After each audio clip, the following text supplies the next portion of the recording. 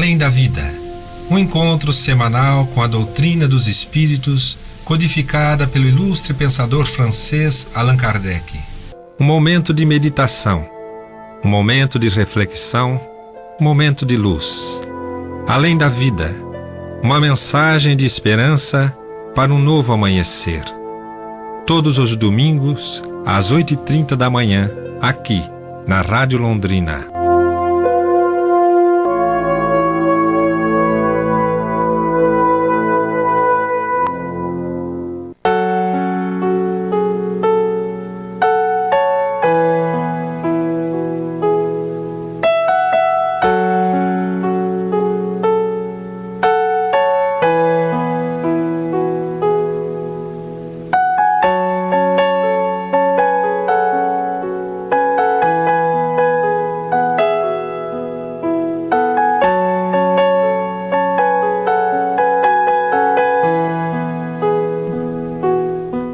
Bom dia, prezados ouvintes da Rádio Londrina.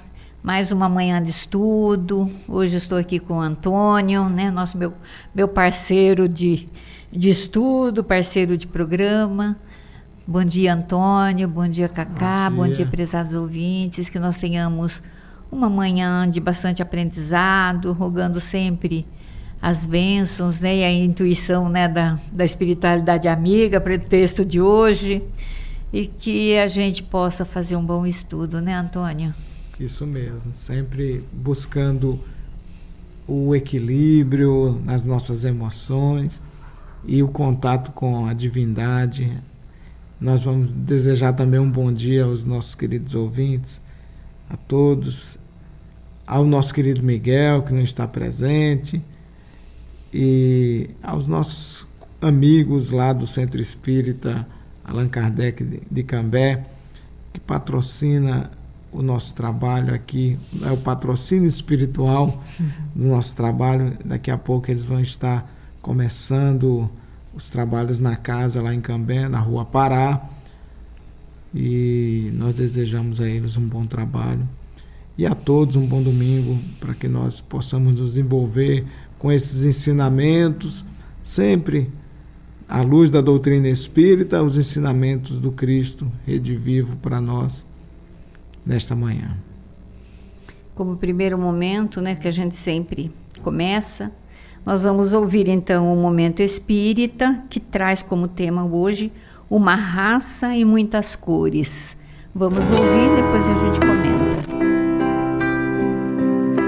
A menina tem somente 2 anos. Porque os pais tivessem alcançado o êxito em que ela abandonasse as fraldas, resolveram comemorar. Foram para o shopping e disseram que ela poderia escolher um brinquedo. Durante 20 minutos, a loirinha despejou seus olhos azuis por entre as prateleiras das bonecas, porque o que ela desejava era uma boneca.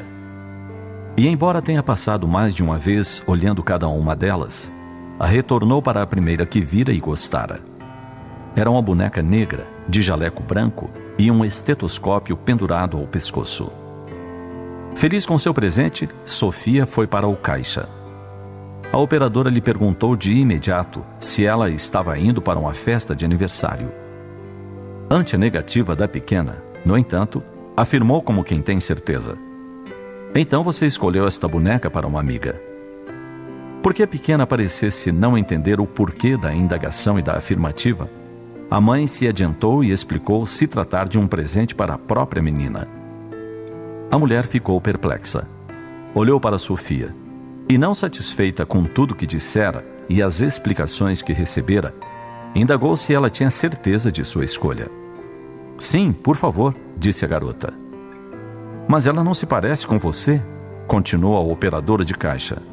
Na loja temos muitas outras bonecas que se parecem mais com você. A mãe ficou zangada e desejou dizer algo. Afinal, qual era o problema que sua filha quisesse uma boneca negra? Mas Sofia se adiantou e defendeu a sua escolha. Claro que ela se parece comigo. Ela é médica como eu. Eu sou uma garota bonita e ela também é. Você está vendo o cabelo lindo dela? E o seu estetoscópio? Finalmente a mulher disse: que legal.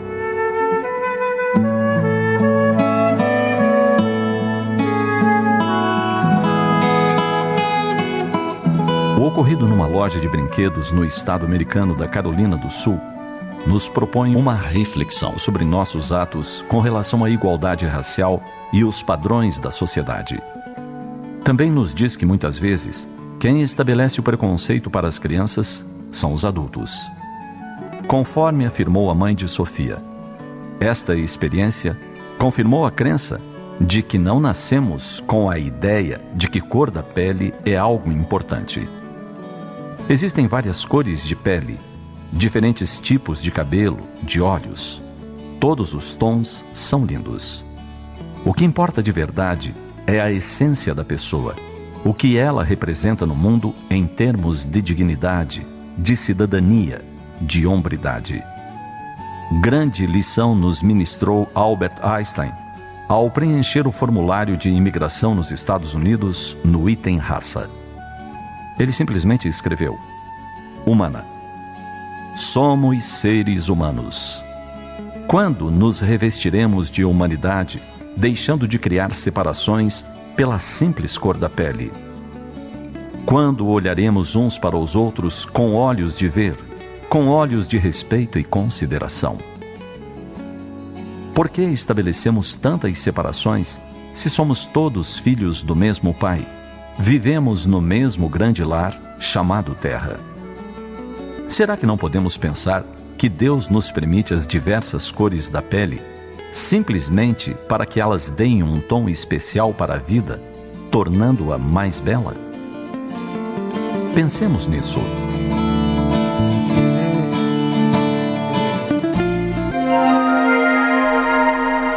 Os textos do Momento Espírita estão à sua disposição na internet. É só acessar momento.com.br.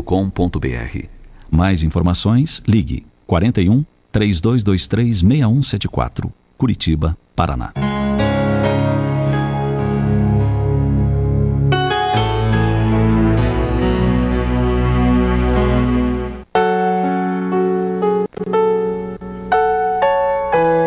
Aí, prezados ouvintes, a mensagem do Momento Espírita, muito bonita, por sinal, sempre uma mensagem muito importante, bonita, que toca os nossos corações.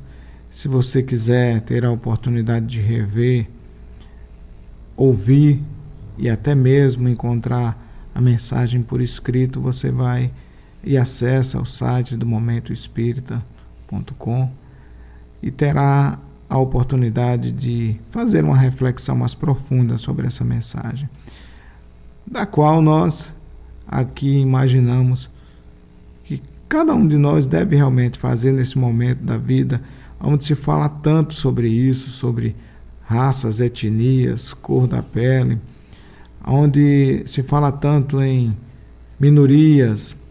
Nós temos muitos problemas sobre isso. E o Momento Espírita traz a lembrança do Einstein, né? Um grande cientista, se não um dos maiores, o físico Albert Einstein, que ele foi relembrado na mensagem quando citou no período de imigração que ele relacionou a sua raça, a raça humana, né? E aquele momento era um momento, se não o mais preocupante do nosso comportamento com relação a isso, o momento do Holocausto, em que o Albert Einstein e sua família escaparam quando fugiram para os Estados Unidos. Então, foi um momento muito doloroso. Os momentos de hoje, eles são dolorosos no sentido da nossa falta de educação, do nosso desrespeito para com o nosso próximo, quando discriminamos alguém pela cor da pele, ou até mesmo pelo o gênero sexual, pela opção, a dita opção, né? Porque julgamos que somos homens e mulheres e devemos sempre nos relacionar com o sexo oposto. São muitas as discussões, as polêmicas, e que nos afastam do objetivo principal, que é de nos irmanarmos, como de fato somos todos filhos de Deus e irmãos, para aprendermos a nos amar e a vivermos em harmonia e paz no mundo. E esse mundo, logicamente que começa dentro de nós, mas na hora de nos relacionarmos, ele começa na nossa casa, com a nossa família, com o nosso companheiro, a nossa companheira, com os nossos filhos. Então, esse é o mundo primeiro que nos apresenta para aprendermos a ter esse relacionamento. E, de fato, somos nós quem colocamos isso nas crianças de definição de cores, se o que é certo ou o que é errado. Somos nós. As crianças têm uma espontaneidade, e principalmente as de hoje, né?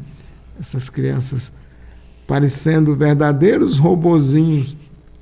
Eu lembro sempre de minha netinha, da qual está em casa uma hora dessa, que veio passar o final de semana conosco, com apenas 4 aninhos, mas já querendo ser uma pessoa adulta. Então as crianças nos ensinam muito. E vamos aliviar, né, esse tema da raça, uma raça e muitas cores, né? E ver o mundo com mais beleza. Ver o mundo com mais beleza. Somos diferentes, sim, cada um na sua cor, mas somos iguais perante Deus, no sentido de que somos todos suas criaturas, seus filhos, e devemos nos irmanar. Esse é um propósito, é um desejo, eu imagino, que irá se cumprir quando nós, de fato, nos tornarmos adultos, porque somos verdadeiras crianças espirituais. Né, Terezinha? Verdade, Antônio. Ouvindo o momento, eu me recordei, alguns anos atrás, não muitos, viu? Não sei precisar, talvez uns 15, 20 anos, talvez. Eu trabalhava e uma amiga, a gente comentou, eu sempre gostei muito de boneca, então quando ela falando da boneca, eu estava me vendo na história, né? Sempre gostei muito de boneca. E uma amiga que trabalhava comigo também partilhava desse mesmo gosto, ela gostava de boneca. E um dia ela chegou e disse para mim assim: Teca, menina, comprei uma bonequinha preta. Eu falei: nunca tive uma, quero também. E pedi para que ela comprasse essa boneca, e eu não sabia onde é que ela tinha comprado, e também nem tinha tempo, né, porque eu morava em Cambé, ela era aqui de Londrina, e eu tinha que vir mais cedo, um fim de semana, para comprar essa boneca. Então eu pedi para que ela comprasse a boneca, onde ela comprou a dela, para comprar a minha também, e depois eu acertava, óbvio, com ela. E ela comprou a boneca, e levou para mim a boneca lá no meu trabalho. Eu amei a boneca, amei, porque eu amo boneca. Mas assim, quando abri, né, o pacote todo e tirei a boneca para ver, aconteceu exatamente isso. Alguma das meninas que estava próxima ali, olhando, vendo a boneca, ela falou assim: credo, Teca, uma boneca preta? Aí eu falei: qual a diferença da boneca preta com a boneca branca? É uma boneca. Mas a gente percebeu assim no ato, assim, o olhar delas assim, admirada. Como que eu posso comprar uma boneca preta? Né? Para que uma boneca preta? Né? E a boneca bonita, é uma boneca bonita. E eu falei que eu queria, nunca tinha tido uma boneca preta e queria uma boneca preta. E comprei a boneca, levei para casa, todo mundo estranhou. E é coisa impressionante, gente. Como que isso aí é tão claro ainda, essa coisa, né, do preconceito. Do preconceito racial, né? Racial. É tão assim. Porque todo mundo olhava, eu olhava assim e falava assim: nossa, mas é uma boneca preta? Como se, tantas outras bonecas, você vai comprar uma boneca preta? E o Antônio falando da netinha dele aí, a minha netinha também tem 4 anos e ela fica comigo, né? Eu cuido dela. E um dia a minha boneca fica assim no meu guarda-roupa. E um dia ela mexendo lá, ela viu a boneca.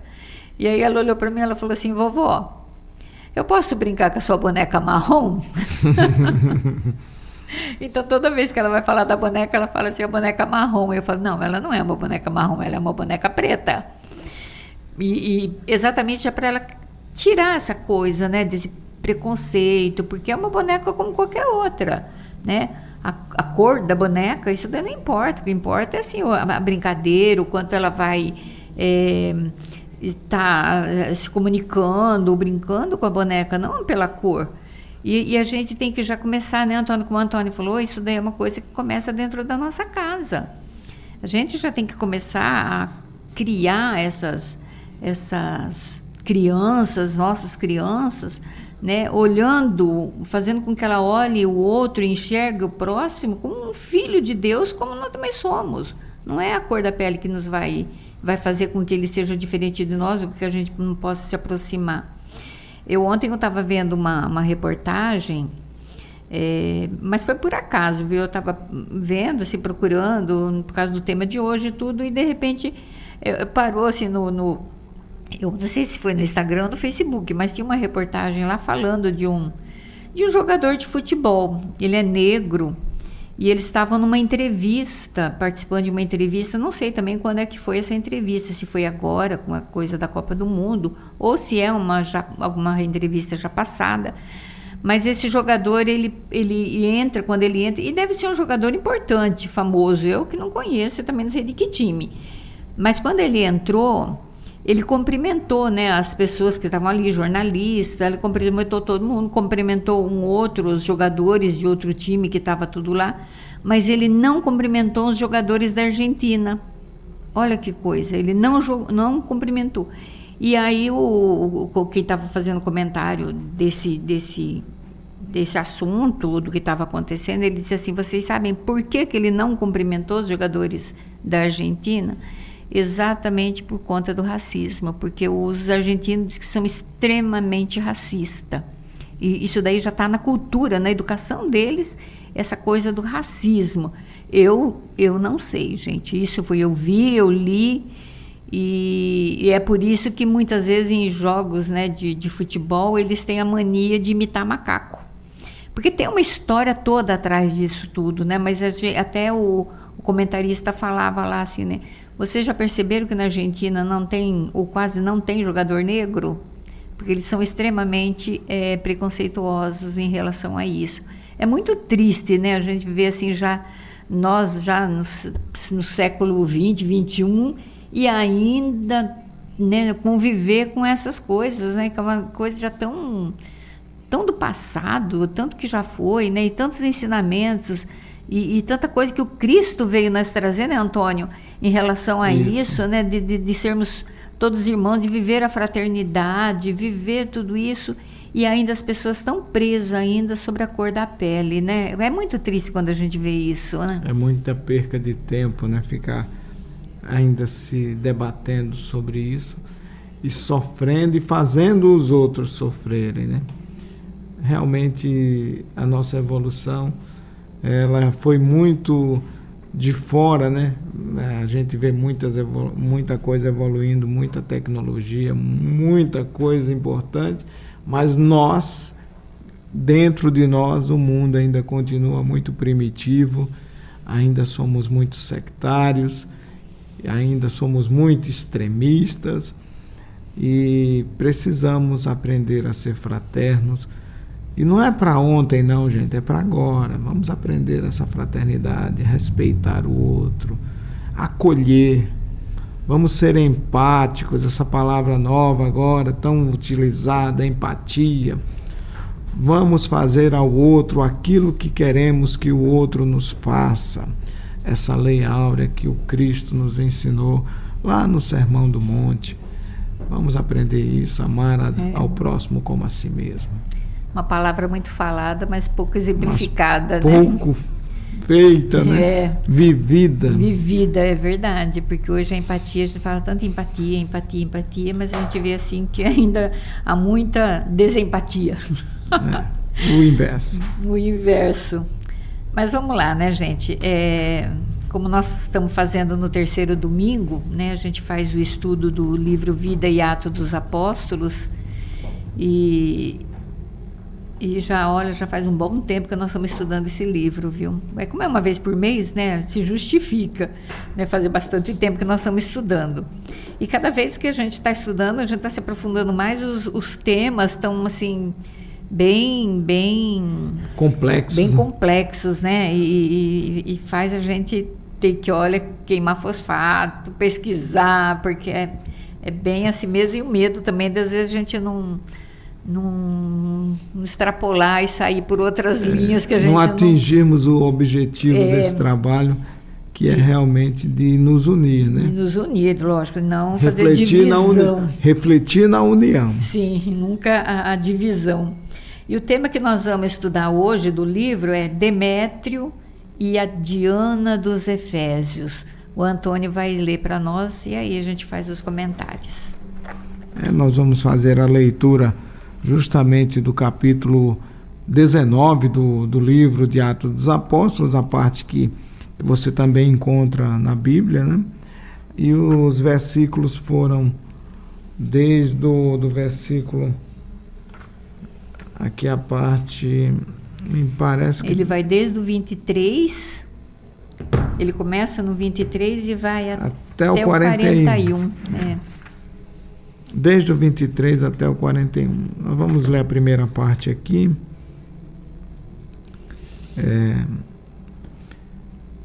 Acerca do caminho. Nesse interim, houve em Éfeso um grande alvoroço acerca do caminho, quer dizer, a respeito da religião, visto que um homem chamado Demétrio, ourives, que de prata fazia santuários de Diana, dava muito lucro aos artífices. E ele, reunindo-os com os oficiais de obras semelhantes, disse: Senhores, sabeis que deste ofício vem a nossa riqueza, e estás vendo e ouvindo que não só em Éfeso, mas em quase toda a Ásia, esse Paulo tem persuadido e desencaminhado muita gente, dizendo não serem deuses os que são feitos por mãos de homens. E não somente há perigo de que esta nossa profissão caia em descrédito, como também que o templo da grande deusa Diana seja desconsiderado e que venha mesmo a ser privada da sua grandeza aquela a quem toda a Ásia e o mundo adora. Ouvindo isto, se encheram de ira e clamavam: grande é a Diana dos Efésios. Diana, para nós, tem para aquele que não conhece, né, uma deusa mitológica, filha de Júpiter e de Latona. Era patrona dos caçadores e grande deuses dos Éfesos. É uma deusa da mitologia grega, né? Vamos continuar, né? Sim. E continuando no versículo 29, a cidade encheu-se de confusão e todos correram ao teatro, arrebatando os macedônios. Gaio e Aristarco, companheiros de viagem de Paulo, querendo Paulo apresentar-se ao povo, os discípulos não lhes permitiram. Também alguns principais da Ásia, que eram seus amigos, mandaram rogar-lhe que não se aventurasse a ir ao teatro. Uns, pois, gritavam de um modo, outros de outro, porque a assembleia estava em confusão, e a maior parte não sabia por que causa se havia reunido. E eles tiraram Alexandre do meio da turba, e os judeus impeliram-no à frente. E Alexandre, acenando com a mão, queria apresentar uma defesa ao povo. Mas quando perceberam que ele era judeu, todos a uma voz gritaram por espaço de quase 2 horas: grande é Diana dos Efésios. E o secretário, tendo apaziguado a multidão, disse: Efésios, que homem há que não saiba que a cidade de Éfeso é zeladora do templo da grande Diana e da imagem que caiu de Júpiter, de sorte que, não podendo ser isto contestado, convém que fiqueis quietos e nada façais precipitadamente, porque estes homens que trouxestes aqui não são sacrílegos, nem blasfemadores da nossa deusa.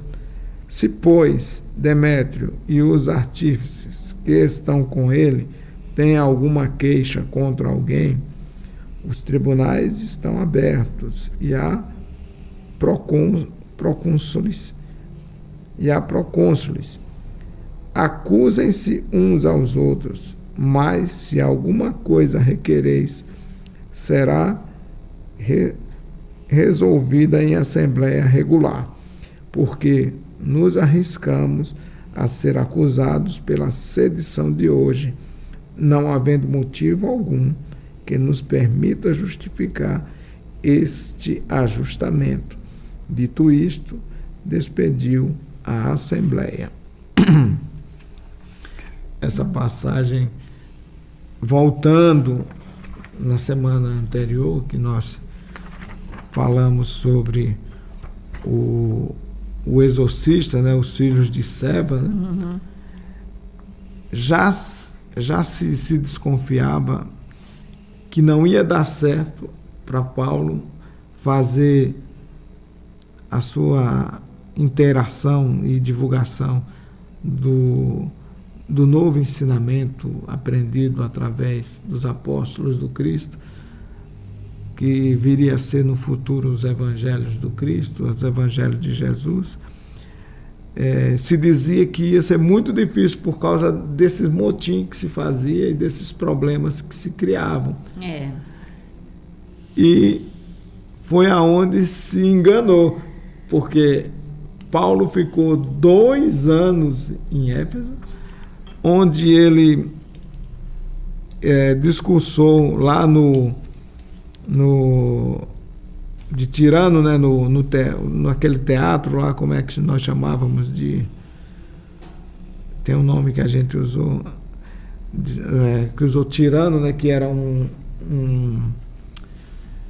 na escola de Tirano. A escola de Tirano, que era um filósofo da época, né, que a gente não sabe se realmente existiu, que tinha esse nome, o local, aonde Paulo permaneceu por 2 anos pregando e fazendo prosélitos aos evangelhos do Cristo e fazendo com que nós tivéssemos, nos dias de hoje, os ensinamentos por escrito, porque devemos muito a esse apóstolo, que é um exemplo de trabalhador do Cristo, Paulo, né? E essa confusão toda deu-se a falsa impressão de que seria difícil fazer o trabalho por lá. Porém, foi o contrário, foi onde ele mais conseguiu. Por 2 anos, né? 2 anos trabalhando naquela região. Naquela região lá. Mas é aquela coisa também, né? Nenhuma cidade ele saiu. Ele saiu ileso. E sabemos que a providência divina esteve sempre no amparo. Com certeza, sempre. Para que esse trabalho tivesse êxito e sucesso. Como está até hoje. Como está até hoje. Eu procurei, né, na internet, né? Essa Diana, né? Essa deusa Diana que eles tanto falavam e tanto amavam, seguiam, né? Porque eles falavam que a Ásia toda, né, adorava essa deusa. Aí eu fui procurar saber quem era essa Diana, tá? Então, tá assim, ó. O templo de Diana, em Éfeso, era uma das 7 maravilhas do mundo antigo, construído no século IV a.C. para Artemis. Olha só, então antes de Diana, ela era Artemis. Isso. Durante muito tempo foi o templo mais imponente edificado pelos gregos. Sua estrutura se erguia, mas não interessa. Alguns estudiosos sugerem que no tempo dos romanos o culto a Ártemis no templo de Éfeso foi assimilado. Mudei aqui para lá. Passei a página. Foi assimilado ou combinado a algum culto de uma deusa mãe da região da Ásia Menor. Então, assim, ele fala assim que esse culto de Ártemis para depois ser Diana, ele acha que assim, eles acham que pode ter sido combinado com algum outro culto, e aí interagiu, porque depois ela passou a ser Diana, a Ártemis. Com os romanos ela é Ártemis, lá em Éfeso, Diana. Com os gregos. Com os gregos, é verdade. E aí ele fala, isso explica alguns detalhes pontuais que caracterizavam a deusa Diana para os devotos que viviam naquele território. Sacerdotes, eunucos e sacerdotisas serviam no templo. Eles cuidavam do lugar, recebiam oferendas e presentes, os presentes dos devotos, e realizavam os rituais religiosos. O culto à deusa Diana incluía sacrifícios e muita prostituição cerimonial. Além disso, competições atléticas, apresentações dramáticas e números musicais faziam parte da adoração. Sem dúvida, Éfeso era o principal centro de adoração da deusa Diana, e a cidade tinha orgulho disso. A cidade fazia questão de enfatizar sua posição como guardiã do templo de Diana. E o escritor do livro dos Atos dos Apóstolos registra grito empolgado dos efésios que dizia: grande é a deusa Diana, ou a Diana dos Efésios, né?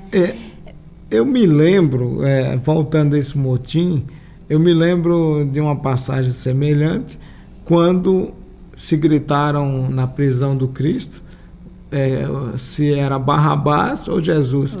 E muitas pessoas nem sabiam do que se tratava, como nessa ocasião, e gritavam apenas por gritar, influenciadas umas pelas outras. Aí acabava fazendo aquela confusão toda.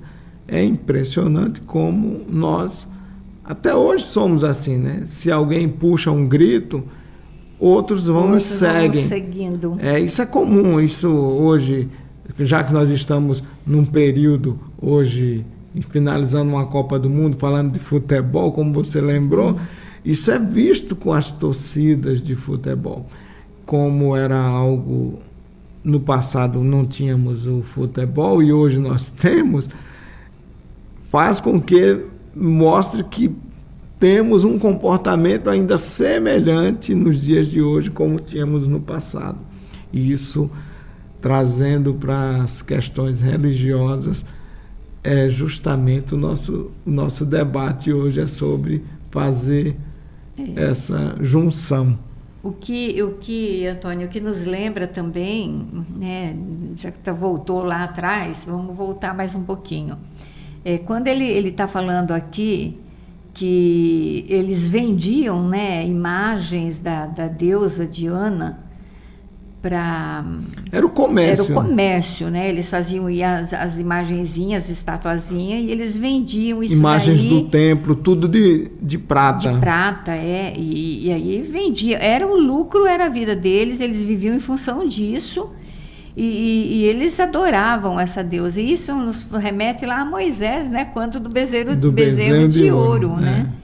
Porque essa luta para manter o Deus único. Sim. Que Paulo travou aí nesse momento. Sim, Moisés lutou lá atrás contra o bezerro de ouro, que eles também fizeram, porque precisava de uma imagem. A gente, de uma certa forma, a gente até questiona isso, ou pensa, não que isso daí tenha fundamento, tal, mas a gente pensa assim, naquele tempo, você falar de um Deus, né, mas um Deus que você não via, que você nada, era difícil para aquele povo, que era, não era? O Deus de Moisés. Que era o Deus de Moisés, quer dizer, ele pregava um Deus, mas um Deus que ninguém via, que ninguém sabia, que ninguém sentia, né, entre aspas. e para eles tinha que ser um Deus físico, alguma coisa que eles pudessem ver, que eles pudessem ali adorar. Tocar, né? Era difícil, né? E quando Moisés, então, ele se afasta, né? Que ele vai até o monte, as pessoas ficaram perdidas, né? É a danada da idolatria, né, Antônio?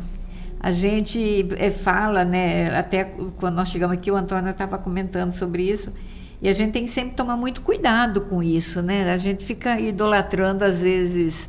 No nosso caso, os espíritas. Hoje, né? Hoje a gente tem que hoje. tomar muito cuidado, porque de repente você vê lá uma figura lá e você, nossa, ele passa a ser seu ídolo e você passa a idolatrar aquela pessoa. Um orador importante no movimento orador, espírita. assim, às vezes, olha, a gente vê assim, como isso daí influencia, né, a massa, porque se você, por exemplo, tem um cantor lá que você idolatra aquele cantor, você começa a seguir e fazer as coisas que ele faz. Olha que perigo, não é? É por isso que a gente vê tantos jovens aí, às vezes, fazendo coisas danosas, porque fica idolatrando esses músicos, ou uma ideia, ou sei lá o quê. Mas e o orador, às vezes, estimula ou desperta nele o orgulho, que também é muito mal. Isso. Isso volta à ideia de que a nossa evolução ela se deu muito externamente, nas coisas do mundo, como tecnologias, e dentro de nós temos ainda um comportamento bem antigo, como essas pessoas que viveram no período de Paulo. Sim. Como essa região da Ásia aí, né, que fez esse motim. Nós, nos dias de hoje, por razões diferentes, ainda temos comportamentos semelhantes na hora de fazermos adoração, e principalmente nesse âmbito religioso que nós estamos comentando, já que a doutrina espírita é uma doutrina cristã e nós fazemos ligações com as outras religiões cristãs, nós temos esse problema dentro do meio cristão, da adoração. Ao invés de adorarmos a Deus e aprendermos a nos amar, nós acabamos criando ídolos e invertemos esse sentimento, como que é o ensino de hoje. Essas pessoas estavam, não que elas não devessem estar preocupadas com o seu ganha-pão, mas não que isso fosse o mais importante. Nós temos que aprender. Jesus ensina isso muitas e muitas vezes, né? Principalmente naquele ensinamento que ele diz assim, que a vossa mão esquerda não saiba o que dá à direita.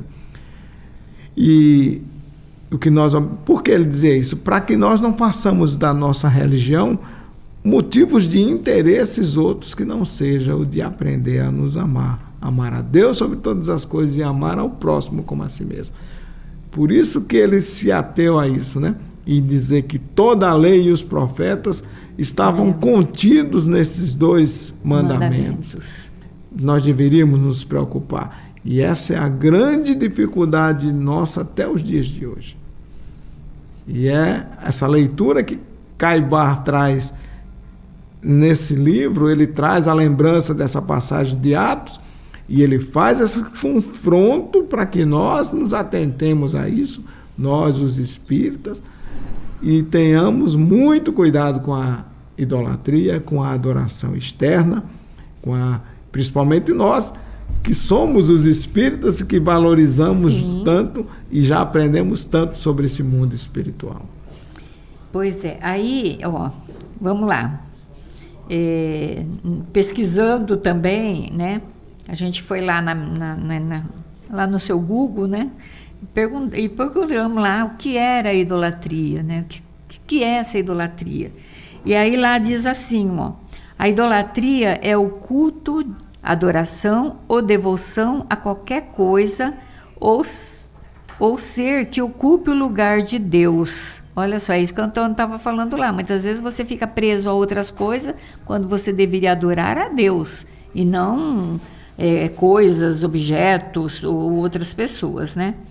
A Bíblia a condena severamente por exigir exclusividade divina. Ela se manifesta tanto na adoração de falsos deuses e imagens esculpidas, isso está lá em Êxodo, quanto em formas invisíveis como a cobiça, a avareza, o o ego, né, que está lá em Colossenses. E aí, nossa, mudei aqui de novo, gente. Meu dedinho é tão danado que ele rapidinho, ele bate onde ele não tinha que bater e tira do lugar o que eu estou lendo. Oh. Aí ele diz assim, ó, no Antigo Testamento, a idolatria é vista como o maior pecado de Israel, sendo frequentemente comparada à prostituição espiritual ou adultério, que quebra a aliança exclusiva com Deus. O primeiro e o segundo mandamento, que é o que o Antônio estava falando ali agora, proíbem expressamente ter outros deuses e fazer imagens esculpidas para adoração, que é amar a Deus sobre todas as coisas, ao próximo como a ti mesmo, né? E ele continua falando assim, profetas... Não, mas esse não dá, não me interessa. E aí ele vai falar que lá a idolatria no Novo Testamento expande o conceito para além das estátuas, focando nas atitudes do coração e nos desejos carnais. Olha, gente, a gente não se identifica? A gente está falando lá do tempo, lá do Paulo, né? Moisés, mas e hoje? Hoje já não faz muito diferente, não. Usando outro jeito, outros métodos, mas que a gente ainda faz isso. Paulo condenava, assim, expressamente a avareza, né? O amor ao dinheiro e aos bens materiais. E João, o apóstolo João, ele encerra sua primeira carta com a advertência: filhinhos, guardai-vos dos ídolos. Olha só, porque isso é muito, muito interessante e importante, porque a gente começa realmente no nosso dia a dia, ou se você não tiver um objetivo, uma clareza dos ensinamentos religiosos, né? Você começa mesmo a criar ídolos, a buscar nas pessoas o teu modelo, quando na verdade... Lá no Livro dos Espíritos, ele fala que o nosso modelo e guia é Jesus. Então, o nosso ídolo tem que ser Jesus. Nos inspirarmos nos seus exemplos, na sua conduta, no seu modo de ser, aproveitando os seus ensinamentos para nos dirigir, né, nessa existência. E não coisas mundanas, que é coisa do mundo que não vai nos levar a lugar algum. Ao contrário. Mas que a gente vê também, Antônio, nesse texto, e eu estava olhando, principalmente o Demétrios e esses daí, eles amavam, eles adoravam, né, a deusa de Éfeso, né, a deusa Diana. Mas eles tinham ali também um interesse pessoal. Exato. Né, porque era o comércio. Era o comércio deles. Era o comércio, e eles tinham um interesse pessoal. Eles não queriam saber... o que ia acontecer. E eles de má fé se utilizou da fé daquelas pessoas, né, dessa crença, para estabelecer o negócio deles. Sim, eles não quiseram nem pensar nessa atitude que eles tomaram aqui, de começar a fomentar um motim, né, que aconteceu depois, porque acabou aqui no Lucas não relata aqui, mas a gente vê lá no livro Paulo Estevão que isso acabou em prisão, porque nesse motim todo, lá na praça, onde Paulo ia depois, queria ir pregar e os auxiliares dele não permitiram, mas lá fala que a barraca, né, de Prisca e Áquila foi destruída, então muitos, e foram, alguns cristãos foram presos, e houve uma balbúrdia muito grande ali. Então, o Demétrios, ele pensava no seu interesse pessoal e não pensou nas consequências daquele ato, que foram danosos, e por conta disso também Paulo depois teve que acabar saindo novamente de Éfeso, que já estava, né? Isso daí já estava também, já no pensamento dele, né? De deixar Éfeso e ir para Jerusalém, né? Que ele ia para Jerusalém, depois ele pensava em passar pela Macedônia, me parece, e depois ir para Roma, né? Que ele pensava, e isso estava já na outra viagem dele, seria então o objetivo chegar a Roma, que acho que a gente ainda vai ver mais ali na frente. Mas aí, gente, tem uma fala que eu vi, uma fala do Arthur, né? Que é um orador espírita, E ele fala assim que o sinal mais característico de imperfeição, né, na criatura é justamente o interesse pessoal. E nós somos ainda, né? Nós ainda somos criaturas imperfeitas, né? Nós fazemos parte da categoria, terceira categoria, né? Dos espíritos, né? Da terceira, conforme explica... Espíritos imperfeitos, né? Terceira categoria.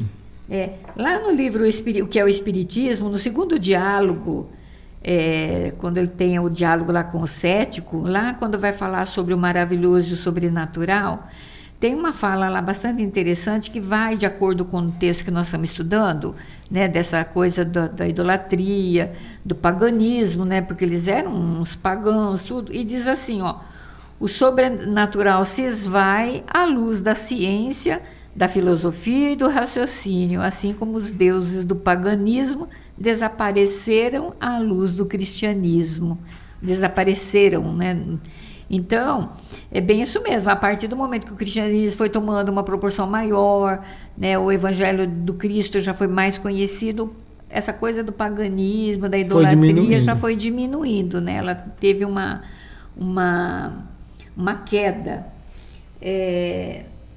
No Livro dos Espíritos, na questão 917, gente, eu marquei aqui, pera lá, 917, ele vai dizer assim, ó, que vai dentro desse assunto que a gente está falando, né, Antônio, do interesse pessoal.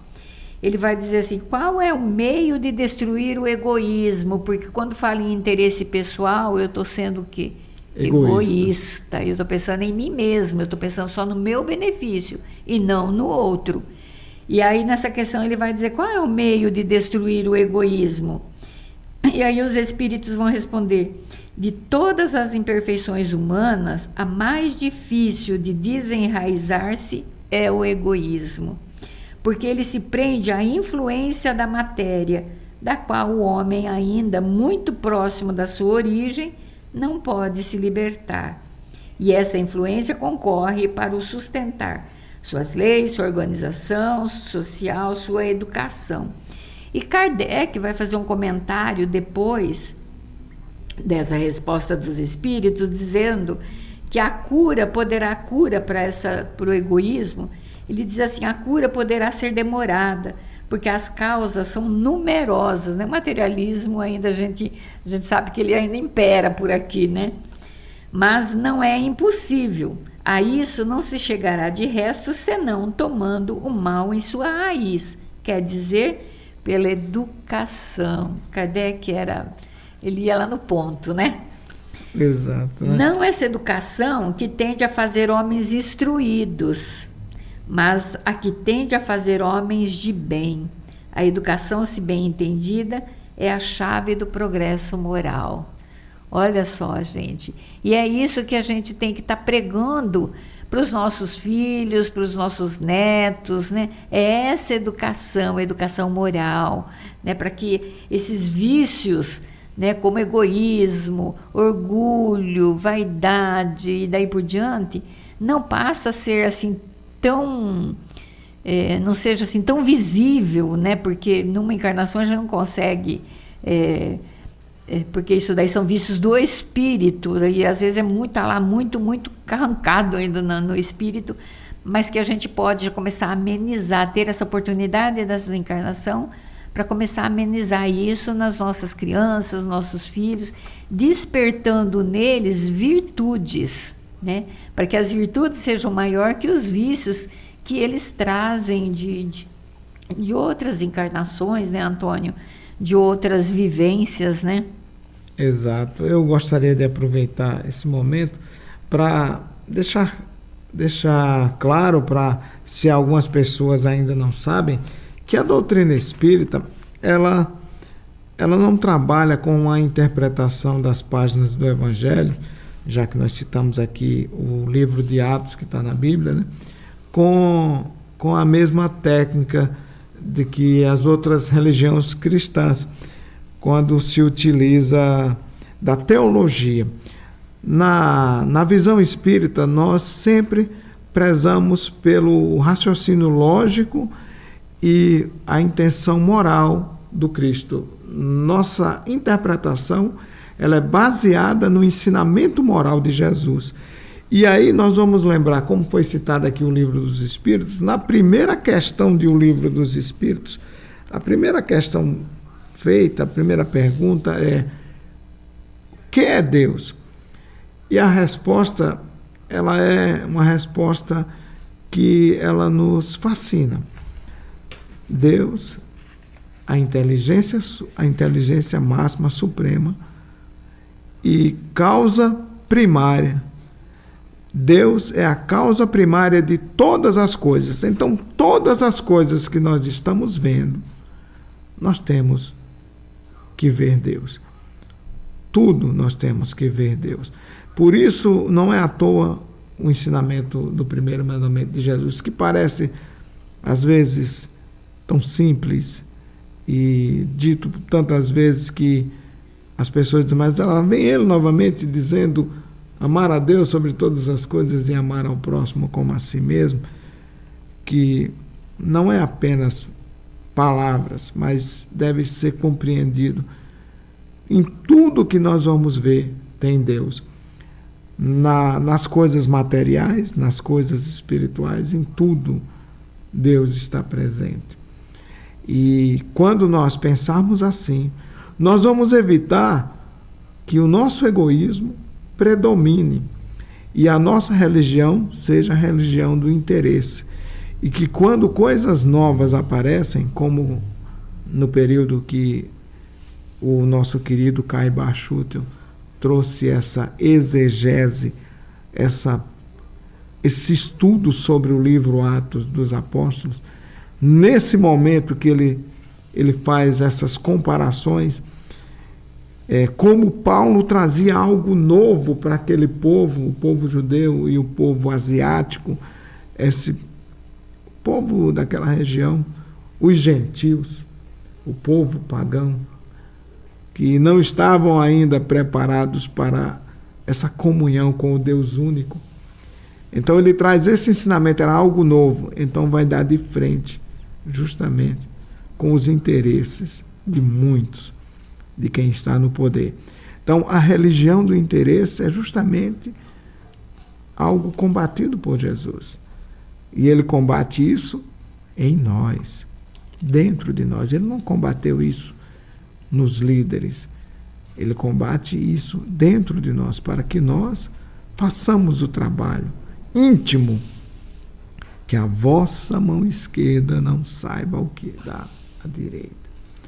Faça tudo de forma desinteressada.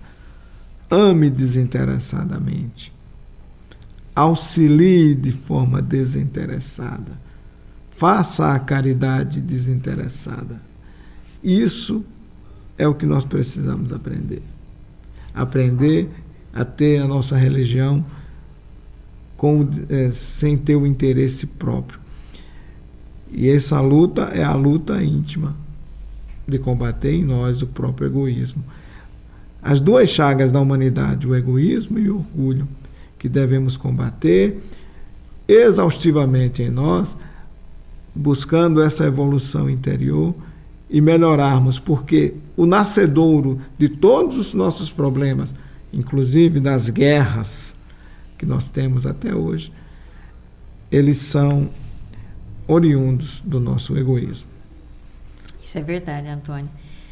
E no site O Consolador, gente, tem uma frasezinha bastante interessante que ele diz assim, ó: sempre que nos movemos na existência visando o ganho pessoal, mesmo que isso signifique prejuízo ao próximo, damos sinais da nossa imperfeição moral e, portanto, espiritual. E aí lá na questão 919, Kardec pergunta então para os espíritos: qual é o meio prático e mais eficaz para se melhorar nesta vida e resistir ao arrastamento do mal? Um sábio da antiguidade vos disse: conhece-te a ti mesmo. Então, se nós fizermos esse trabalho, essa tarefa de nos conhecermos, a gente consegue já melhorar uma boa parte da nossa existência, porque nós vamos conseguir frear em nós esses vícios, né? O egoísmo, né, Antônio? O orgulho, principalmente o orgulho e o egoísmo, que lá no Evangelho diz que é a chaga da humanidade. E é verdade, porque se a gente é orgulhoso, nós não somos humildes, né? E se nós somos egoístas, nós não somos caridosos. Então, que nós possamos nos conhecer, que nós possamos reformar. Tá? Conhecendo-nos leva à reforma íntima, a reforma espiritual, e aí a gente vai melhorando. E melhorando a nós, o exemplo arrasta. Né? Outros nos seguirão, né, Antônio? A gente vai, olha, eu trouxe uma pilha de livro aqui, mas não vai dar tempo de a gente falar sobre tudo. Nós vamos, então, ficar com a reflexão espírita, né, com o nosso querido Zé Antônio, que vai trazer como nós a reflexão a porta de serviço. Vamos ouvir. Olá, amigos. Fomos convidados há algum tempo a comentarmos, a recordarmos histórias, lições inesquecíveis do nosso querido seu Hugo, nosso querido paizinho, que tanto nos ensinou. E esses dias nós estávamos assistindo uma abertura de um trabalho na Casa Espírita aqui de Cambé, através do YouTube, né? Porque é difícil para a gente estar em lugares públicos nessa época que nós estamos vivendo. E ele comenta um fato que o senhor Hugo contava muito, que é uma lição inesquecível. Eu até liguei para esse amigo e falei para ele assim: Eurípides, conta de novo essa história, porque eu lembro do senhor Hugo contando, e ele tinha um objetivo tão claro quando ele contava, que ele contava para cada um de nós, e ele contava para mim também essa história, e não uma, duas vezes, de tempo em tempo, ele repetia essa história, como querendo dizer para nós, para que nós nunca nos esquecêssemos do verdadeiro compromisso daquele que se arvora a estrada cristã espírita em querer ser um trabalhador. Então é muito bonito. O senhor Hugo conta a seguinte história, eu chamei de a porta de serviço. A história é simples.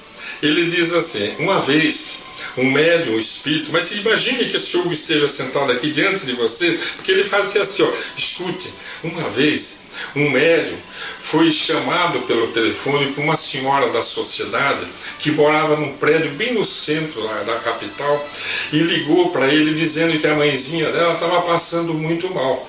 Se ele não poderia ir até lá o apartamento dela, aplicar um passe, porque ela era adepta do espiritismo e ela gostava muito dos benefícios do magnetismo e confiava naquele médium, naquele trabalhador. E ele falou: não, que hora que eu posso, que hora a senhora quer que eu vá? E ela falou, só que na hora que ele foi desligar, conta o seu Hugo, a mulher falou: por favor, eu vou pedir ao senhor que entre pela porta, o elevador de serviço. Ele achou estranho, né, o senhor comentar. Ele falou: tudo bem, a senhora é que decide, né? E quando ele desligou o telefone, ele ficou pensando: poxa, a mulher é rica, mora num apartamento sofisticado no centro da cidade, de certo ela não quer que seja visto entrando um espírita conhecido ali da cidade, entrando no prédio e subindo no apartamento dela. Mas tudo bem, né? Vamos exercitar a humildade, né? Ele foi, entrou pelo elevador de serviço, chegou, atendeu com todo o carinho cristão, conversou, fez aquele atendimento fraterno, aplicou o magnetismo, fez depois da oração, deixou palavras de conforto, de esperança. E na hora que ele foi sair, já esquecido daquela situação anterior, a dona do apartamento virou para ele e falou assim: meu irmão, o senhor me perdoe eu ter pedido para você entrar pelo elevador de serviço, é que o elevador social está estragado, sabe? Aí ele olhou para ela e falou: desculpe, não tem problema nenhum, eu agradeço. E aí o senhor olhava para nós com aquele olhar de sabedoria tão gostoso dele e disse assim: vejam vocês, o espírito tem que estar pronto para entrar pela porta de serviço sempre. Não tem que se preocupar com a sociedade, mas com o trabalho. Essa era a grande lição. Eu não sei se o senhor leu essa história de algum benfeitor, alguma página de Neio Lúcio, de André Luiz, desses espíritos amigos, ou se era uma história que ele tinha vivido, mas o fato é que é uma história muito educativa. O verdadeiro médium espírita tem que sempre entrar pela porta de serviço. Um grande abraço.